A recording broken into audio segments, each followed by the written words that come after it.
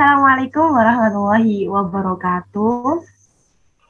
Waalaikumsalam warahmatullahi wabarakatuh. Waalaikumsalam warahmatullahi wabarakatuh. Bismillah, alhamdulillah, wassalatu wassalamu ala rasulillah, Sayyidina Muhammad wa ala Sayyidina Muhammad, amma ba'du.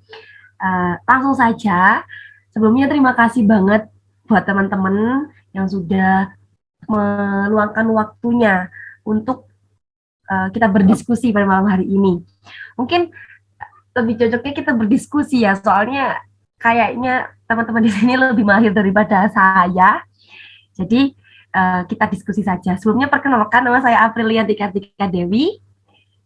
Di sini mau membahas diskusi kita kali ini yaitu tentang manajemen organisasi.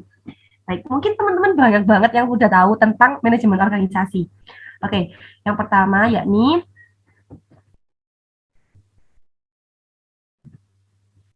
fokus bahasan kita, yakni ada tentang pengertian, kemudian fungsi dasar, dan pelaksanaannya. Kita bahas satu persatu.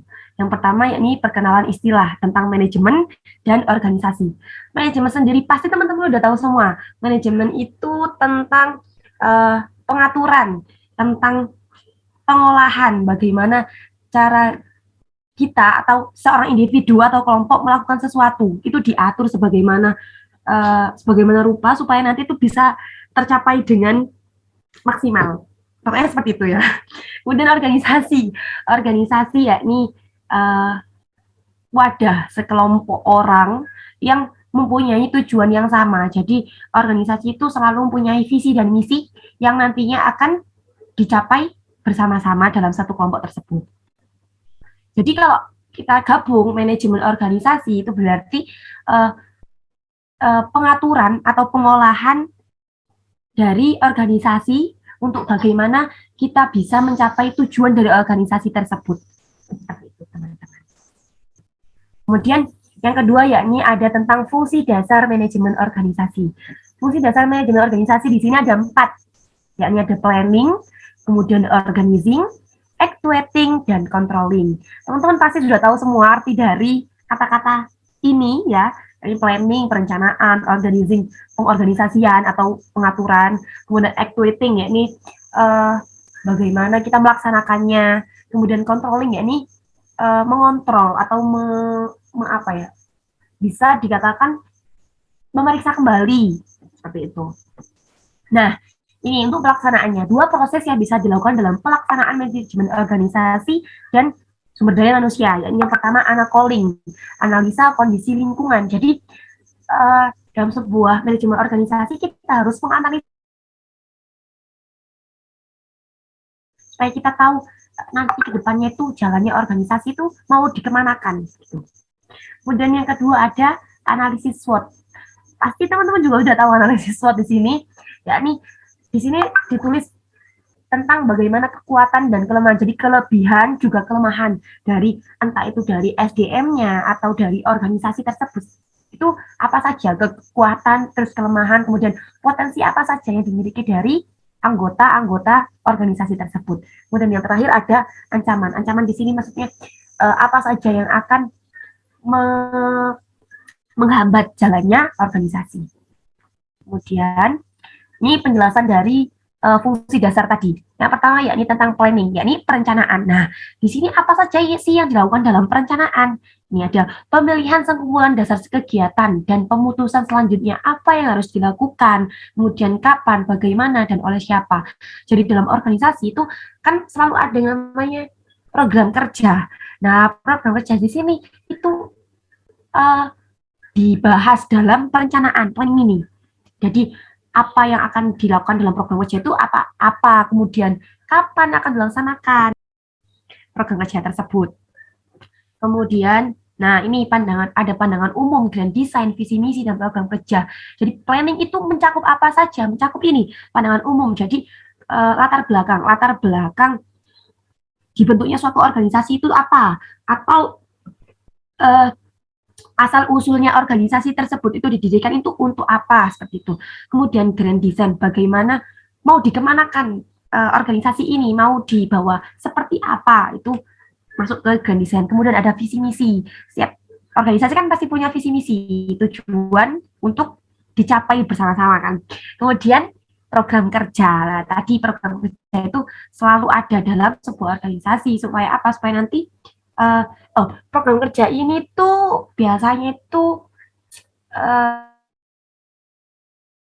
jadi misalkan visinya itu tentang A, berarti program kerjanya itu harus berkaitan bagaimana cara kita bisa mencapai tujuan, mencapai visi misi tersebut. Gitu. Intinya saling berkaitan.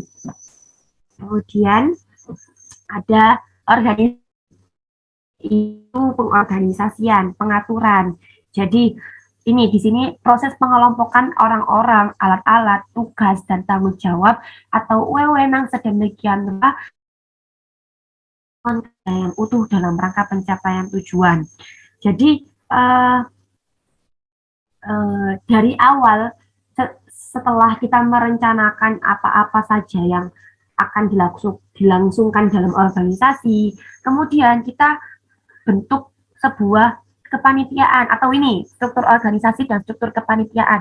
Jadi struktur organisasi tentang BPH-nya, badan pengurus hariannya itu apa, siapa saja ketuanya, sekretarisnya, bendaharanya, kemudian departemen-departemen yang akan menjalankan program-program kerja yang sudah ditetapkan.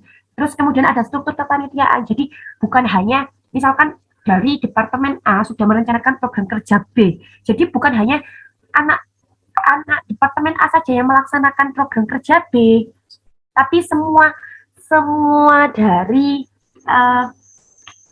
anggota organisasi bisa melaksanakan program kerja dari departemen tadi dengan cara masuk ke dalam struktur kepanitiaan ini. Jadi itu.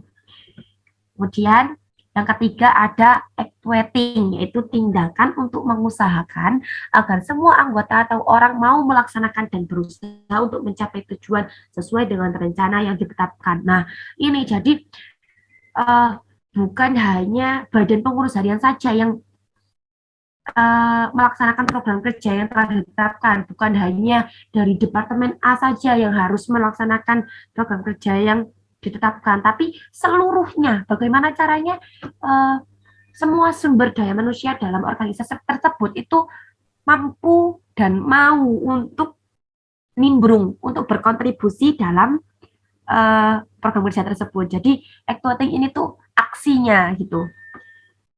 Terus yang terakhir yakni controlling, atau tindakan untuk mengusahakan agar setiap kegiatan yang dilakukan tidak menyimpang dari rencana yang sudah ditetapkan. Jadi seperti yang tadi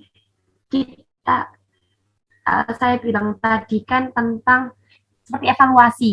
Nah, jadi setelah melaksanakan kegiatannya sudah dievaluasi apa saja yang kurang, apa saja yang harus ditambahkan supaya nanti ketika menjalankan program kerja selanjutnya itu bisa lebih baik daripada yang sudah dilakukan dan tentunya bisa mencapai tujuan dari visi misi dengan maksimal. Mungkin itu saja dari saya tentang manajemen organisasi. Mungkin kalau misalkan yang lebih